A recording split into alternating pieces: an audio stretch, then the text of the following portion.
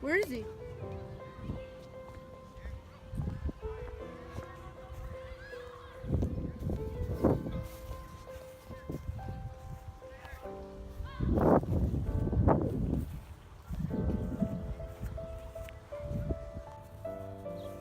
My name is Nicholas Copernicus, and I have spent most of my days trying to figure out and disprove the Church's theory of the geocentric model of the universe. The geocentric model of the universe is the Earth is at the center of the universe, with the stars, planets, and everything else in the universe revolving around it.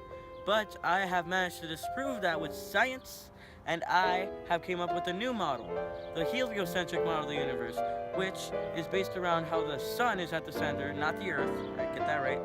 Alright, and how everything revolves around it. Okay, goodbye.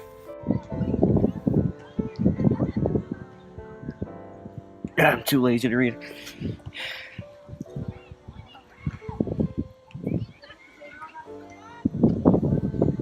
Hey, mister, can you tell me all about the scientific method? And I know you're not a stranger because I've seen you before. Really? Well, why not? See, so the first person to ever make the scientific method for all the 4 steps was a man named Francis Bacon.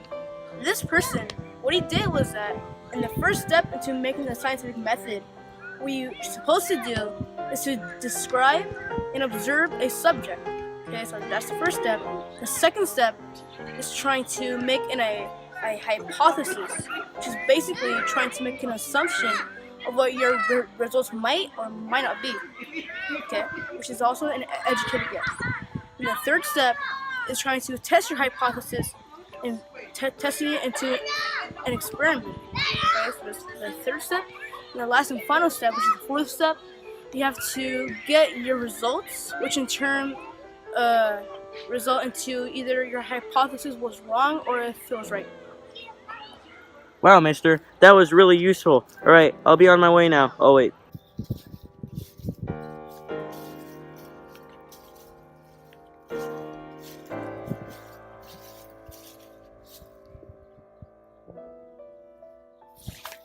After the ideas from Copernicus, a lot of people got influenced by these ideas, and one of these people are Francis Bacon, in which he listed 4 steps to the scientific method. The next person was Isaac Newton, in which he made the theory about universal gravitation. And the next person, William Harvey, was the first person to ever study medicine, and he learned that blood pumped through the heart and not the liver. And the next person, Galileo Galilei, was also the first person to ever invent the thermometer. My name is Galileo Galilei. I am an Italian scientist and I made many scientific advances. Most of them challenged classical ideas. For example, my observation made with telescope clearly supported Copernicus' ideas of the heliocentric theory, which means that the Earth and the other planets revolve around the Sun, which contradicted the classical ideas of the Earth as the center and everything else, including the Sun, revolves around it, also known as geocentric theory. I also contributed a lot to the scientific revolution. For example, I invented the telescope and the thermometer, which is being used commonly in today's world.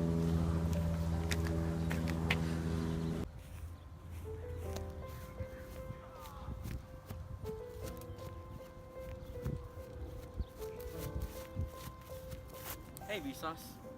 Brian here. Welcome to another history lesson. Today we will be learning about the exploration side of the scientific revolution and exploration thing.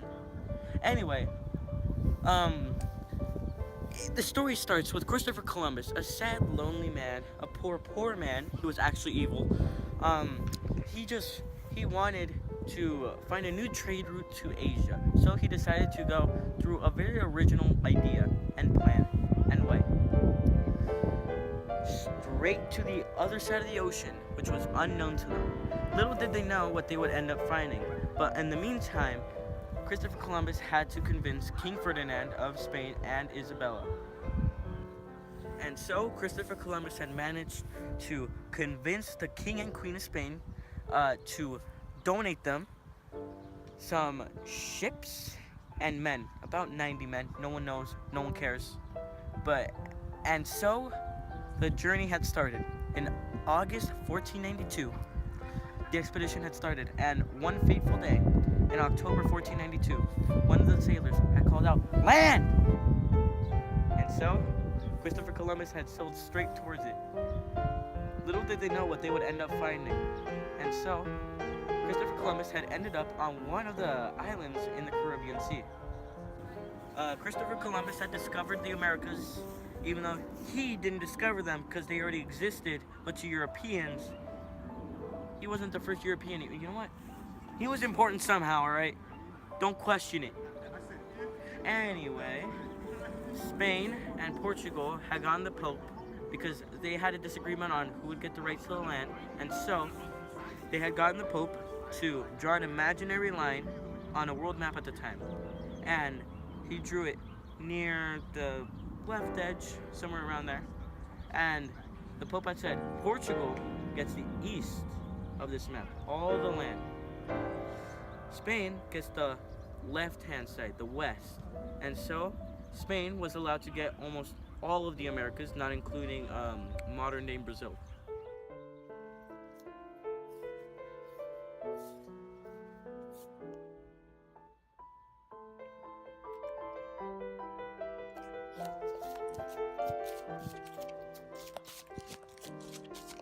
Sir, we need an interview. We need to know about the Columbian exchange and stuff.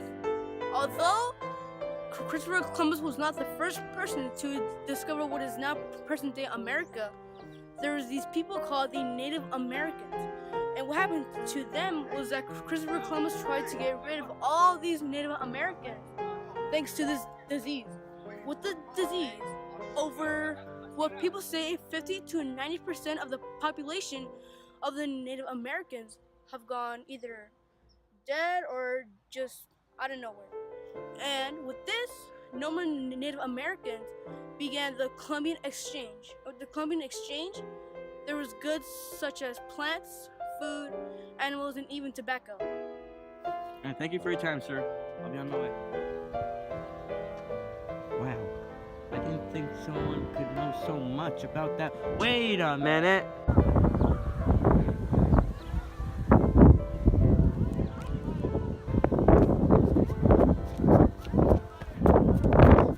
Ah! Tell me more ways. Tell me the ways. I could, but I don't feel like it, okay? You want me to steal your glasses? Okay, so, more details about the Columbian Exchange. Most Europeans, they brought in wheat, onions, grape, sugarcane, and also oranges. Now to the other part, which is the Americas, what they were shipping to Europe was they brought in potatoes, corn, and pumpkins, and also pineapples. And they also brought in domestic animals, such as horses. And many of the Europeans also brought in some diseases. These diseases were smallpox and also measles. Really? That's all you got? Alright, well then, I should probably steal your glasses anyway, but I'm too lazy. Goodbye.